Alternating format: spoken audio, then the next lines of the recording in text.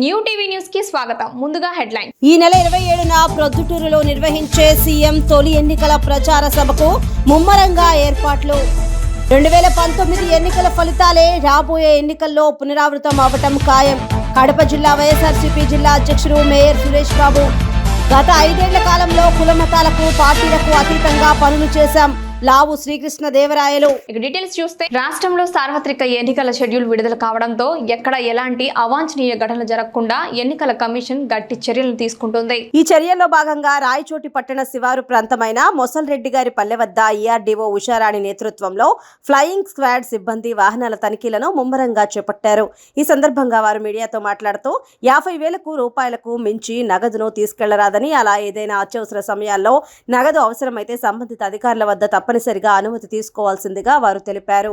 ఒంటిమిట్ట మండలం మాధవరం గ్రామానికి చెందిన పాల సుబ్బారావు, అతని భార్య, కుమార్తె ఆత్మహత్యకు కారకులైన వారిని కఠినంగా శిక్షించాలని బీసీ సంఘం నాయకులు డిమాండ్ చేశారు. కడప నగరంలోని వైఎస్ఆర్ ప్రెస్ క్లబ్ లో ఏర్పాటు చేసిన మీడియా సమావేశంలో వారు మాట్లాడుతూ పాల సుబ్బారావు భూమిని తారుమారు చేసిన రెవెన్యూ యంత్రాంగం పైన చర్యలు తీసుకోవాలన్నారు. చనిపోయిన పాల సుబ్బారావు కుటుంబానికి ఎక్స్ గ్రేషియా 30 లక్షల రూపాయలు ఇచ్చి ఉద్యోగరీత్యా కల్పించాలని వారు కోరారు. మాధవరంలో జరిగినటువంటి ఇన్సిడెంట్, పాల సుబ్బారావు కుటుంబానికి జరిగినటువంటి ఇన్సిడెంట్ వేరే కుటుంబానికి జరగకూడదనేది మా సంఘాల తరఫున డిమాండ్ చేస్తున్నాము. రియల్గా అక్కడ జరిగిన ఇన్సిడెంట్ మేము పరిశీలించిన తర్వాత ఆ భూమి వాళ్ళ వారసుల ద్వారా వీళ్ళకు వచ్చింది. దాన్ని 20 వరకు కూడా వాళ్లకు రైతు భరోసా ప్రభుత్వం ద్వారా రావాల్సినటువంటి కూడా ఆ భూమి పైన రావడం జరిగింది. కానీ 2021 రాలేదని చెప్పేసి రెవెన్యూ డిపార్ట్మెంట్ స్థానిక తహసీల్దార్ వాళ్ళు కలిసిన తర్వాత ఈ భూమి మీదే కాదు వేరే వాళ్ళదని చెప్పడం ద్వారా వాళ్ళు అప్పటి నుంచి దాదాపు 3.5 సంవత్సరంగా ఫైట్ చేస్తూ ఉన్నారు. ఇక కాదు అని తెలిసిన తర్వాత వాళ్ళ కుటుంబం ముగ్గురు సూసైడ్ చేసుకోవడం జరిగింది. ఇది చాలా తీవ్రమైన చర్యగా మేము భావిస్తున్నాము. అలా చేయుటకు అలా అవుటకు గల కారణాలు అయినటువంటి రెవెన్యూ డిపార్ట్మెంటు తహసీల్దార్ కావచ్చు, ఆర్ఐ కావచ్చు, ఎవరినైనా వాళ్ళ పైన కఠిన చర్యలు తీసుకోవాలని కలెక్టర్ వారికి మరీ విన్నపించుతున్నాము. ఇకపోతే వారి కుటుంబము చూస్తే చాలా బాధ, విచారకరమైనది అయింది మేము ఈరోజు పోయి చూస్తే. సో కాబట్టి 2 కుమార్తెలు ఉంటే ఒక కుమార్తె సూసైడ్ చేసుకునేది, వాళ్ళకు అమ్మ ఉంది, ఒక కుమార్తె ఇంటర్ చదివింది. సో ఆర్థికంగా కూడా చాలా విసులుబాటు ఉంది. ఈ మధ్య కాలంలో కొన్ని ప్రెస్ మీట్లలో పోలీస్ అధికారులు కావచ్చు, మరికొంతమంది కావచ్చు, కొన్ని వ్యసనాలకు బానిసయ్యి ఆయన అప్పులు చేసి సూసైడ్ చేసుకున్నారని అన్నారు. మా విచారణలో చేయింది ఆయన బానిస కాదు, వ్యసనాలు కాదు, వ్యాపారంలో ఆర్థికంగా చితికిపోయారనేది మాకు తెలిసొచ్చింది. కాబట్టి పోలీస్ డిపార్ట్మెంట్కి కావచ్చు, రెవెన్యూ డిపార్ట్మెంట్ కావచ్చు, మా సంఘాల తరఫున మేము విన్నవించేది ఏమంటే ఉన్నది ఉన్నట్లు పేదవాడికి ప్రజాస్వామ్యబద్ధంగా రావలసిన భూమిని వారికి చెందేటట్టు చేసి ఆ పాపకు ఉద్యోగరీత్యా కల్పించి ఆర్థిక సహాయము ఎక్స్గ్రేషియా 30 లక్షలు చెల్లించాలని మా బీసీ సంఘం తరఫున, అలాగే ఈవర్స్ కమ్యూనిటీ తరఫున మరీ డిమాండ్ చేస్తున్నాము. సభ్యులము, అలాగే ప్రొద్దుటూరు బీసీ సంఘ సభ్యులము అందరం కలిసి మొన్న జరిగినటువంటి సంఘటన మాధవరంలో, కొత్త మాధవరంలో వాళ్ళు ఆత్మహత్య చేసుకున్న కుటుంబము ఆత్మహత్య చేసుకునే సందర్భంలో మేము వాళ్ళను నిజంగా పరామర్శించి నిజ నిర్ధారణ విషయాలు కనుక్కోవాలని చెప్పేసి ఈరోజు అందరం కలిసి ఈరోజు అక్కడ కుటుంబం దగ్గరికి పోవడం జరిగింది. మరి అక్కడ పోయి అక్కడ విషయాలన్నీ మేము తెలుసుకుని ఈరోజు నేరుగా ఇక్కడికే రావడం జరిగింది.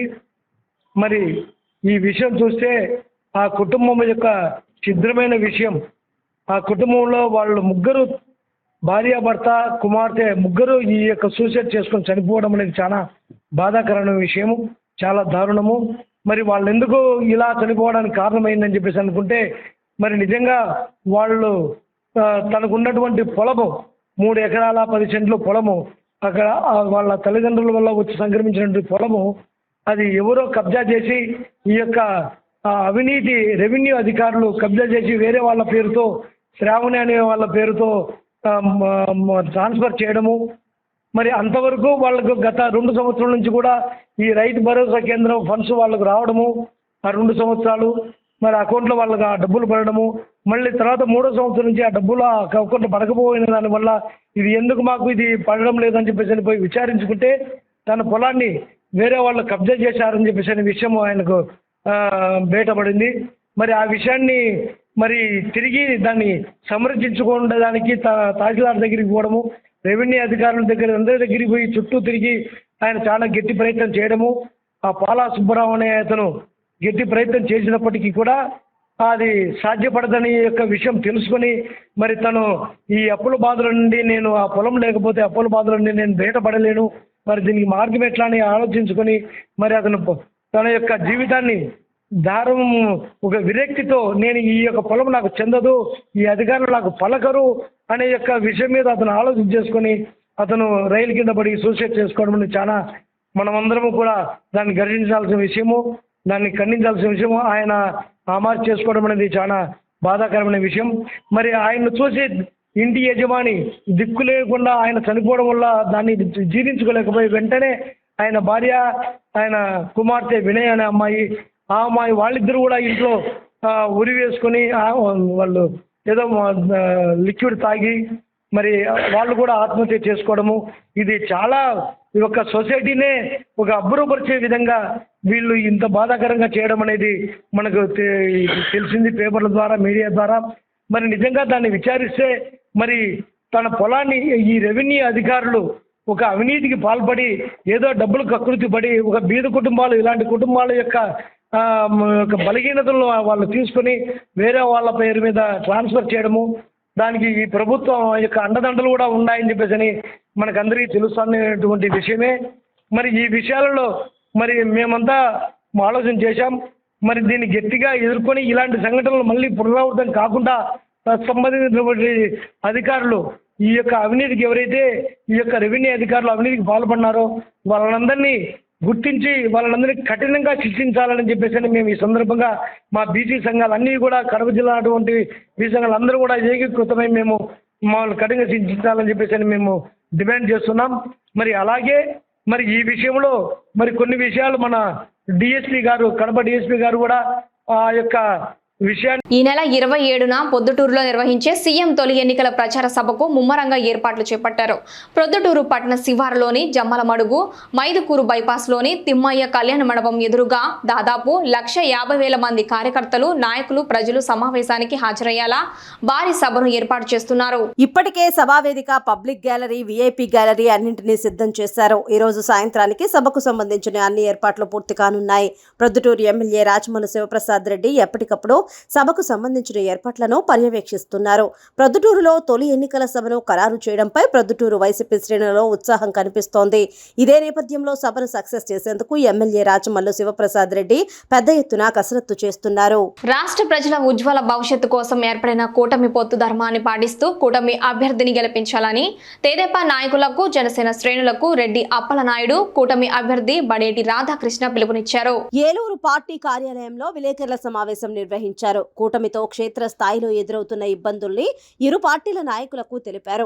తెదేపా, జనసేన కార్యకర్తల మధ్య విభేదాలు సృష్టించేందుకు వైకాపా సామాజిక మాధ్యమాలు వేదికగా చేస్తున్న కోవట్టు రాజకీయాలను వివరించారు. అనంతరం రెడ్డి అప్పలనాయుడు మాట్లాడుతూ పరిపాలన చేతకాని ముఖ్యమంత్రి కారణంగా రాష్ట్ర ప్రజలు పడుతున్న కష్టాలను తొలగించేందుకు తెదేపా, భాజపా, జనసేన కూటమిగా ఏర్పడ్డాయని అన్నారు. వైకాపా ప్రభుత్వ అంతమే మన లక్ష్యం కావాలని అన్నారు. పోటీలో తాను ఉన్నట్లుగానే భావించి ఉమ్మడి అభ్యర్థి బడేటి చంటి గెలుపుకు జనసైనికులు పనిచేయాలని కార్యకర్తలకు సూచించారు. తెదేపా, జనసేన పార్టీ మధ్య విభేదాలు సృష్టించేందుకు కొందరు ప్రయత్నాలు చేస్తున్నారని, ఎవరూ వాటిని నమ్మొద్దని అన్నారు. ఈ రోజున జనసేన, తెలుగుదేశం, బీజేపీ కూటమి అభ్యర్థిగా నన్ను ఒకడే రమారమి ప్రకటించడం జరిగింది. ఎందుకంటే మేము ఇదివరకు కూడా జనసేన కార్యాలయంలో పెట్టినప్పుడు ఎవరికి వచ్చినా సరే అందరం కలిసి చేసుకుందాం అని అనుకున్నాం. కానీ ఏదైతే ఇచ్చే ముందు మరి ఎవరైనా సరే మా నాయకులు అవ్వచ్చు, ఆ నాయకులు అవ్వచ్చు, తప్పనిసరిగా అవతల అభ్యర్థి కూడా చెప్పాలి. చెప్పకపోవడం వల్ల ఆయన కూడా మరి మరి చెప్పేదాకా ఆగుదామని అన్నారు. అలాగే అక్కడ నుంచి మేము కూడా చెప్పమని చెప్పాం. అందరూ కూడా మరి ఏదైతే వాళ్ళ అధినాయకత్వం నుంచి పిలుపు వచ్చేంతవరకు కూడా మేము వేచి చూడటం జరిగింది. ఆయన పిలుపు అందించడం, మరి అందరూ కూడా కలిసికట్టుగా చేసుకోమని చెప్పి వాళ్ళు కూడా జనసేన అధినాయకులు చెప్పడం, అలాగే మా నాయకుడు లోకేష్ గారికి కూడా నేను చెప్పడం జరిగింది. ఆయన కూడా రేపు ఎల్లుండో రెడ్డప్ప నాయుడు గారికి ఫోన్ చేయడం అనేది జరుగుతుంది. ఎందుకంటే ఆల్రెడీ నెంబర్ కూడా పెట్టమన్నారు, నేను కూడా పెట్టా. తప్పనిసరిగా ఏదైతే మరి అభ్యర్థిగా కూటమి అభ్యర్థిగా నాకు ఇచ్చారో, రేపొద్దున మరి ఏదైతే మేము ఇద్దరం కూడా కష్టపడి మరి ప్రజలందరినీ కూడా చైతన్యపరచడంలో ఇద్దరం కూడా కష్టపడ్డాం. ఎవరు వంతు వాళ్ళు, మేము పక్క వాళ్ళ పక్క, ఏదైనా సరే మా అంతిమ లక్ష్యం జగన్మోహన్ రెడ్డి గారిని గద్దె దింపాలి. ఏలూరులో జనసేన టీడీపీ జెండా ఎగరాలనేది. మరి రెడ్డప్ప నాయుడు గారికి కూడా న్యాయం జరగాలనే ఉద్దేశంతో మేము కూడా చెప్పడం జరిగింది. తప్పనిసరిగా ఆయన ఏదైతే ఆశిస్తున్నారో ఆ పదవి కంపల్సరిగా మేము ఇస్తామని చెప్పి వాళ్ళు కానీ వీళ్ళు కానీ నాయకత్వం వాళ్ళు చెప్పడం జరిగింది. ఎందుకంటే అది ప్రత్యక్ష రాజకీయం కావచ్చు, పరోక్ష రాజకీయం కావచ్చు. ఎందుకంటే అవన్నీ మా లోపల ఉల్లోపల ఉండే నిర్ణయాలు అయ్యి తప్పనిసరిగా మేము ఇచ్చే విధంగా మేము పోరాటం చేస్తాం. ఎందుకంటే మా ఇద్దరి మధ్యన ఏం పొరపచ్చలు లేవు, అలాగే మా కార్యకర్తల మధ్యన కూడా లేవు. ఎందుకంటే స్వల్పంగా ఏదైనా ఇప్పుడు బాధ అనేది ఎవరికైనా ఉంటుంది. ఒకప్పుడు ఇద్దరు మనం కష్టపడి ప్రయత్నం చేసినప్పుడు మరి ఎవరికో ఒక అవకాశం ఉంటుంది. కానీ ఆ బాధ లేకోకుండా రెండో అవకాశానికి కూడా ఆ బాధ తీరేదంటే వచ్చిన బాధ్యతను మేము తీసుకుంటామని సందర్భంగా మేము అందరూ కూడా చెప్తున్నాం. రేపు రాబోయే రోజుల్లో ఇక్కడ గెలవలసింది కూటమి అభ్యర్థి అనే నిర్ణయంతో అందరూ కూడా సహకరిస్తారు. ఎందుకంటే మా జనసేన కానీ తెలుగుదేశం కార్యకర్తలు అందరూ కూడా పాత మిత్రులే. అందరూ ఒక్కొక్కప్పుడు ఆ పార్టీలో ఉన్నా ఈ పార్టీలో ఉన్నా ఇవాళ ఒకరికొకరు ఏ రోజున మాట అనుకోవడం జరగలేదు. రేపు రాబోయే రోజుల్లో ఏదైతే వైసీపీ ప్రభుత్వాన్ని పారదోలడానికి ఏలూరులో మేము ఒక పక్క ఇంటింటికి తిరిగి రెడ్డప్ప నాయుడు గారు అయితే ఏదైతే వాగ్దానాలు ఇచ్చారో, నేనేదైతే వాగ్దానాలు ఇచ్చారో, ఇద్దరు వాగ్దానాలు కూడా నెరవేర్చవలసిన బాధ్యత మా మీద ఉంది. తప్పనిసరిగా అది నెరవేర్చుదాం. అలాగే కార్యకర్తలకు కానీ నాయకులకు కానీ ఇద్దరు కూడా రేపొద్దున రాబోయే రోజుల్లో జనసేన వాళ్ళు ఎవరైతే కష్టపడ్డారో వాళ్ళకి గుర్తింపుగా మా తెలుగుదేశం పార్టీ వాళ్ళతో పాటు వాళ్ళకు కూడా న్యాయం చేసే విధంగా రేపు పరిపాలన కూడా అదే విధంగా ఉంటుంది.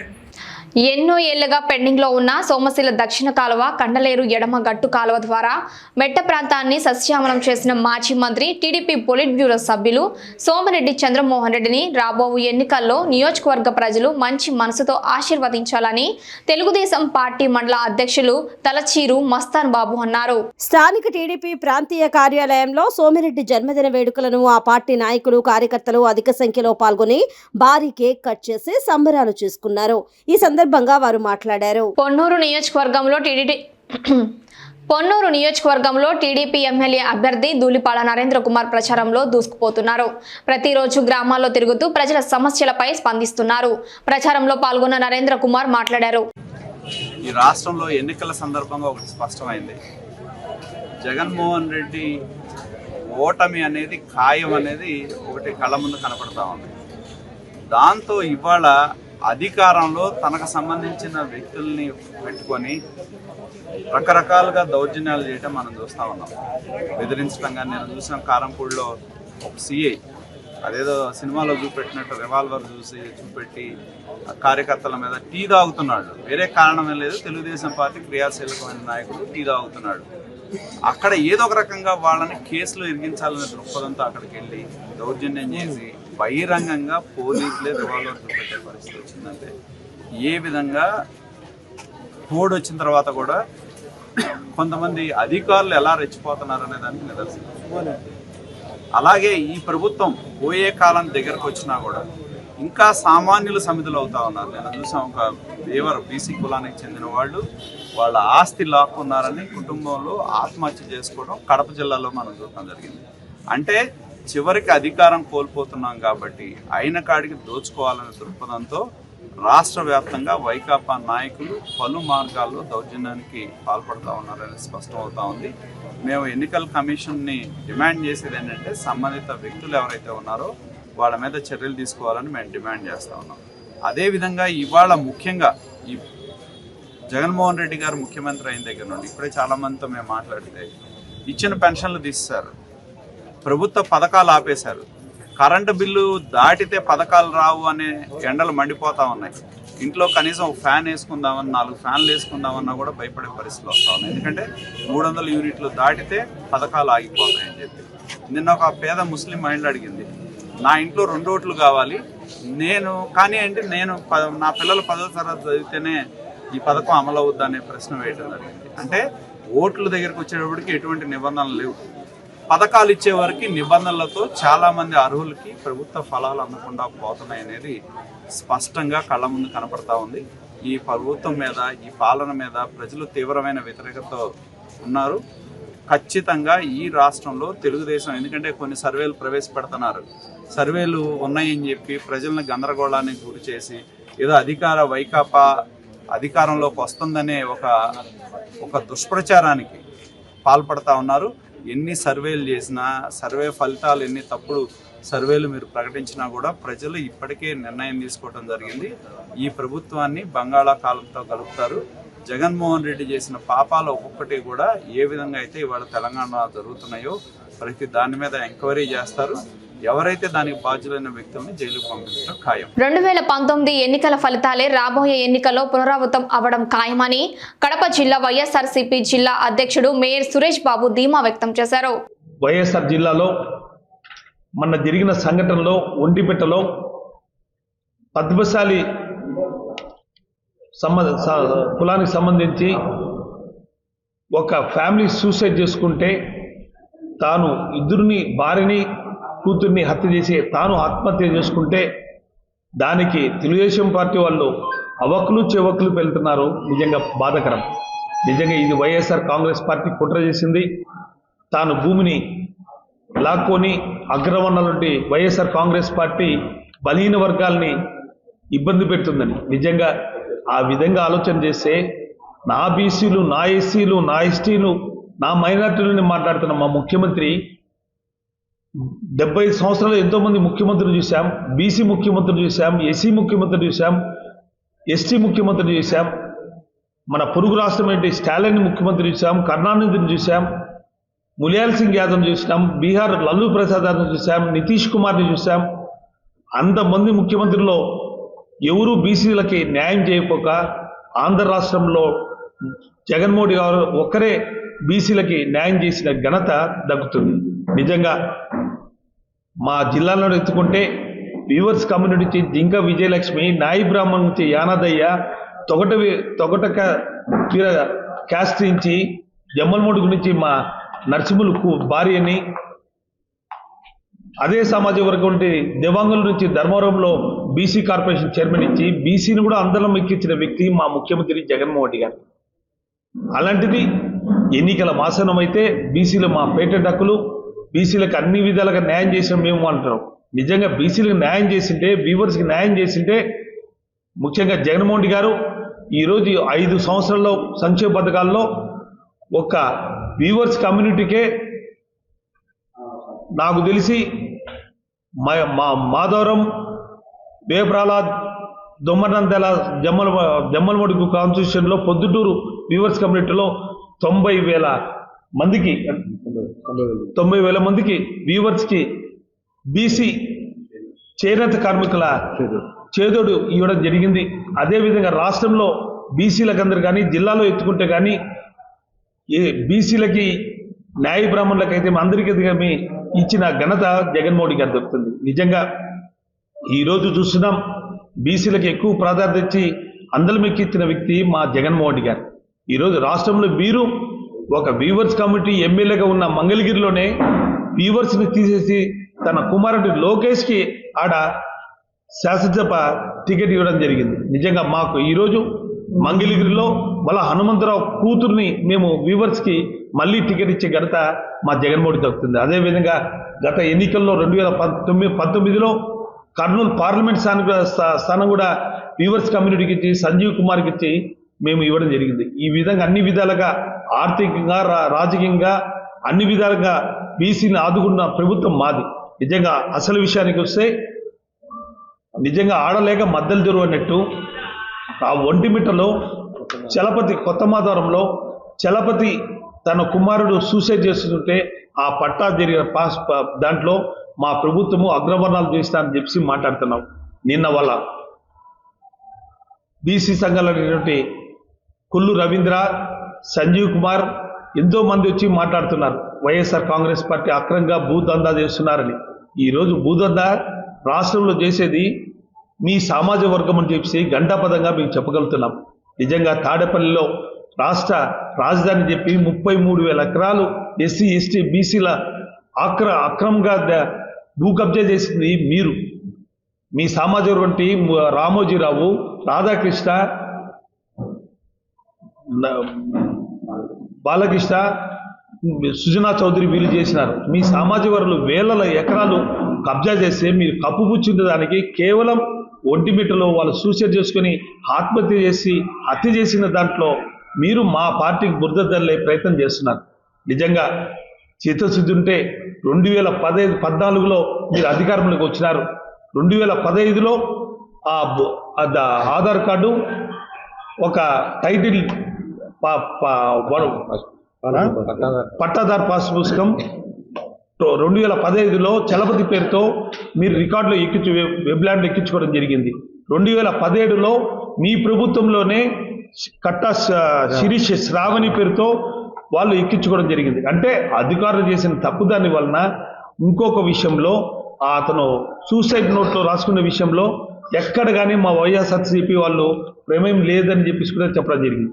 అంటే ఆ వెబ్లాండ్లో అవన్నీ మార్చిన దాంట్లో ఆ సూసైడ్ నోట్లో కూడా గత 5 ఏళ్ల కాలంలో కులమతాలకు పార్టీలకు అతీతంగా పనులు చేశామని అన్నారు నరసరావుపేట పార్లమెంట్ తెలుగుదేశం అభ్యర్థి లావు శ్రీకృష్ణదేవరాయలు. పెద్దకురపాడు నియోజకవర్గంలో టీడీపీ అభ్యర్థి భాష్యం ప్రవీణ్తో కలిసి ఎన్నికల ప్రచారంలో ఆయన పాల్గొన్నారు. అనంతరం లావు శ్రీకృష్ణదేవరాయలు మాట్లాడారు. మా క్యాంపెయిన్ ఇప్పటికే మీరు చెప్పడం జరిగింది. మా క్యాంపెయిన్ సంబంధించి పూర్తిగా సమయాన్ని మొత్తం కేటాయించే దీనికంటే మేము వచ్చే 5 సంవత్సరాలు తెలుగుదేశం పార్టీకి నరసరావుపేటలో అధికారం ఇస్తే ఏం చేయబోతా ఉన్నామని చెప్పడానికి సమయాన్ని కేటాయిస్తామని చెప్పి ఇప్పటికే చెప్పడం జరిగింది. దాంట్లో భాగంగా నేను దాచేపల్లిలో మాట్లాడినా, ఎక్కడ మాట్లాడినా, ఏ గ్రామం వచ్చి మాట్లాడినా, ఇక్కడ జరగబోయే ప్రాజెక్టుల గురించి మాట్లాడుతాం. ముఖ్యంగా ఇక్కడ చెప్తా ఉంది, ఎక్కువ మంది కోరుకుంటా ఉంది, ఈ వచ్చే 5 సంవత్సరాలు కొద్దిగా సీసీ రోడ్ల మీద కొద్దిగా దృష్టి కేటాయించమని చెప్పి తప్పకుండా మినిమం 300 కిలోమీటర్ల పైగా సీసీ రోడ్లు వేసే బాధ్యత ప్రైవేట్ గా తీసుకుంటా అన్నారు. అలాగే సైడ్ లైన్స్ గురించి కూడా బాధ్యత ప్రతి ఊర్లో కూడా తీసుకుంటా అని చెప్పడం జరిగింది. అలాగే కమ్యూనిటీ హాల్ సంబంధించి కానీ వీటన్నిటికంటే ముఖ్యమైనది ఇంటింటికి కుళాయి కనెక్షన్. ఇప్పటికే కళ్యాణ మిషన్ కింద దాదాపు 500 కోట్ల రూపాయలు మా పార్లమెంట్కి వచ్చింది, ఈ నియోజకవర్గానికి కూడా వచ్చింది. చాలా చోట్ల టెండర్లు వేరు కారణాల వల్ల వేయలేదు, వాటన్నిటిని కూడా వేయించి ఆ డ్రగ్స్ కేసు మీద ఏదైతే పూర్తిగా చెప్తా ఉన్నారో చాలా హాస్యాస్పదమైన విషయం ఏంటంటే అసలు ఆ కంపెనీనే ఇప్పటిదాకా ఏదైతే డ్రగ్స్ ఇంపోర్ట్ చేశారంటా ఉన్నారో వాళ్ళనే ఇప్పటిదాకా సిబిఐ వాళ్ళు ఇంపోర్ట్ చేశారని చెప్పి వాళ్ళ మీద అభియోగం మోపలేదు. ఏదైతే కంపెనీ ఆ కంపెనీలో నేను డైరెక్టర్ని కాదు, షేర్ హోల్డర్ని కాదు, ఏమీ కాదు. సో ఆ కంపెనీలో ఒక డైరెక్టర్తో నేను ఎప్పుడో కొన్ని సంవత్సరాల క్రితం నాతో ఫోటో దిగితే ఆ ఫోటోలు లింక్ చేసి నాకు సంబంధం ఉందని చెప్పి ఇటువంటి రాయటం, దీనిపై ఇప్పటికే ఎలక్షన్ కమిషన్ నేను నోటీస్ ఇవ్వడం జరిగింది. తొందరలోనే పరువు నష్టం దావా కూడా అయిపోతా ఉన్నాను. దానికి పరువు నష్టం దావా నా దమ్ముంది కాబట్టి నేను వేస్తా ఉన్నాను. దానికి సమాధానం చెప్పండి. ఇది మరీ హాస్యాస్పదం. ఎక్కడో నాకు రోజు 100 మంది ఫోటో దిగుతారు. నిజంగా దానికి నేను సంబంధం ఉండుంటే జనవరి 14న అది పోర్ట్లో బయలుదేరిన బ్రెజిల్. ఆ రోజు నేను వైసీపీలో ఉన్నాను. జనవరి 14న మరి అది పాప కంపెనీ వాడికే సంబంధం లేదు. ఆ కంపెనీ వాళ్ళే ఇప్పుడు దాకా తప్పు చేశారని చెప్పి సిబిఐ కానీ ఇంటర్పోల్ కానీ ఒకళ్ళు కూడా ఆ కంపెనీనే రానట్లేదు. ఆ కంపెనీ వాళ్ళనే పాప ఇప్పుడు దాకా దోషిగా నిర్ధారించిపోతే నాతో 8 సంవత్సరాల క్రితం 9 సంవత్సరాల క్రితం ఆ కంపెనీలో డైరెక్టర్ ఆయన నాతో ఫోటో దిగితే నా మీద వేసి అది పెద్ద ఫోటో వేసి చూపించడం అనేది ఇంతకంటే హాస్యాస్పదమైన విషయం, ఇంతకంటే విచారించాల్సిన విషయం ఏమన్నా ఉందా? కాబట్టి దీనిపై 2 చర్యలు మేము మా వైపు తీసుకుంటా ఉన్నాం. ఒకటి, ఈసీకి నోటీస్ ఆల్రెడీ ఇచ్చాము, ఈసీకి ఆల్రెడీ కంప్లైంట్ ఇచ్చాము, నోటీస్ కాదు సారీ ఈసీకి కంప్లైంట్ ఇచ్చాము. రెండోది పరువు నష్టాలు కూడా వేస్తాం. తెలుగుదేశం పార్టీ ఎమ్మెల్యే అభ్యర్థి భాష్యం ప్రవీణ్ విస్తృతంగా పర్యటిస్తున్నారు. పర్యటనలో భాగంగా ఆయన మాట్లాడుతూ పెద్దకురపాడు నియోజకవర్గంలో తెలుగుదేశం అభ్యర్థులు అత్యధిక మెజారిటీతో గెలుస్తారని అన్నారు. తెలుగుదేశం అభ్యర్థులకు ప్రతి గ్రామంలో ప్రజలు బ్రహ్మరథం పడుతున్నారని అన్నారు. ప్రజాదరణ చూసి ఓర్వలేక ఎమ్మెల్యే శంకర్రావు మా కార్యకర్తలపై అక్రమ కేసులు పెడుతున్నారని అన్నారు. మా నాయకులు కార్యకర్తలపై పోలీసులను పంపి దొంగ కేసులు పెడుతున్నారని, పోలీసులు కేసుల విషయంలో న్యాయపరమైన ఆలోచన చేయాలని అన్నారు. రాబోయేది తెలుగుదేశం ప్రభుత్వమే, పోలీసులు నిష్పక్షపాతంగా వ్యవహరించాలని భాష్యం ప్రవీణ్ అన్నారు. పార్లమెంట్ అభ్యర్థిగా శ్రీకృష్ణదేవరాయలు నియమించిన తర్వాత మొట్టమొదటిసారిగా వారు పెదకూరపాడు నియోజకవర్గానికి ఈరోజు రావడం జరిగింది. దోసూరు మండలం బాలమతి గ్రామంలో ఈ రోజున వారు కార్యాచరణ కమిటీ వేసి ఈ మీటింగ్లో పాల్గొనడం జరిగింది. ముందుగా వారికి ఈరోజు వచ్చినందుకు నా శుభాకాంక్షలు తెలియజేయడంలో 15 గ్రామాలు తిరగడానికి ఆయన ప్రణాళిక సిద్ధం చేశారు. దానికి ముందుగా హ్యాట్సప్ చెప్తున్నాను. ఒక్క రోజే 15 గ్రామాలు తిరగడం అంటే మీరు అర్థం చేసుకోండి. అంత కమిటెడ్గా, అంత ప్రణాళికబద్ధంగా ఆయన పనిచేస్తున్నారు. వారితో పాటు కూడా మేము కూడా మమేకమై ప్రచారం చేసుకోవడానికి ఈరోజు ఇక్కడ పాల్గొనడం జరిగింది. ప్రచారంలో మా తెలుగుదేశం పార్టీ ముందంజలో ఉంది. ఎక్కడికి పోయినా ప్రజలు బ్రహ్మరథం పడుతున్నారు. తెలుగుదేశం పార్టీ కార్యకర్తలు కానీ, నాయకులు కానీ, అందరూ ప్రజలు కానీ అందరూ బ్రహ్మరథం పడుతున్నారు. ఈ యొక్క ప్రజాదరణ చూసి వైసీపీ ఎమ్మెల్యే శంకర్రావుకి భయభ్రాంతులకు గురై మా కార్యకర్తల మీద, మా నాయకుల మీద దొంగ కేసులు పెట్టడం జరుగుతుందండి. గత 3 రోజులుగా మా కార్యకర్తలకి, నాయకులకి సాయంత్రం పూట ఇంటికి పోలీసులను పంపించి ఇబ్బందికి గురి చేసే సందర్భాలని మేము వింటున్నాము. పోలీస్ శాఖ వారికి కూడా విన్నపము, గవర్నమెంట్లు వస్తుంటాయి పోతుంటాయి, మీరు దయచేసి వాళ్ళు ఏదో చెప్పారు అధికార పార్టీ వాళ్ళు అవన్నీ పట్టించుకోవద్దంటే వాస్తవం ఏదో తెలుసుకొని దాని ప్రకారం మీరు యాక్షన్ తీసుకోవాలని కోరుకుంటున్నాను. మీ యొక్క ఆలోచన విధానం మార్చుకొని ప్రజలకు ఉపయోగపడే పనులు చేయాలి కానీ ప్రజలకి ఇబ్బంది పడే పని చేయకూడదని మీకు సూచిస్తున్నాను. రాబోయేది మా గవర్నమెంట్, మీరు కూడా చాలా జాగ్రత్తగా వ్యవహరిస్తే మంచిదని ఈ సందర్భంగా మీకు తెలియజేస్తున్నాను. నరసరావుపేట మండలం ఇంకుర్తి గ్రామ టీడీపీ నాయకులు, కార్యకర్తలు, ప్రజలు తెలుగుదేశం పార్టీ కార్యాలయంలో టీడీపీ, జనసేన, బీజేపీ ఉమ్మడి ఎమ్మెల్యే అభ్యర్థి డాక్టర్ చదలవాడ అరవిందబాబుని కలిసి శుభాకాంక్షలు తెలిపారు. అఖండ మెజారిటీతో గెలవబోతున్నారంటూ జోషన్ చెప్పారు. డాక్టర్ చదలవాడ గెలుపుతోనే నియోజకవర్గంలో అటకెక్కిన అభివృద్ధి పరుగులు పెడుతుందని, అరవింద్ బాబు గెలుపు నియోజకవర్గ అభివృద్ధిని మలుపు తిప్పుతుందన్నారు.